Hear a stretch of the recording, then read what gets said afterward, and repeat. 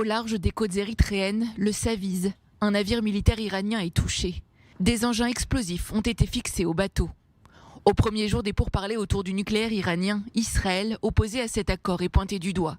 Selon le New York Times, c'est bien la guerre de l'ombre entre Téhéran et Jérusalem qui continue et s'intensifie. Le journal rapporte qu'une source officielle américaine aurait confirmé qu'Israël avait informé Washington que ses forces étaient derrière cet assaut, en représailles aux présumées attaques iraniennes contre des navires israéliens. D'après l'Iran, le Saviz endommagé servirait ces dernières années à transporter des commandos contre des embuscades maritimes. Mais ces derniers mois, la presse internationale rapporte que les forces des gardiens de la Révolution utiliseraient ce navire comme base d'espionnage et de renseignement.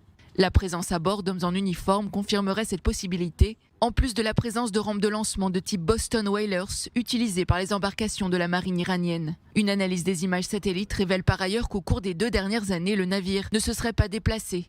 Autre élément qui renforce l'hypothèse d'un bateau de surveillance dans ce secteur stratégique du détroit de Bab el-Mandab en mer Rouge.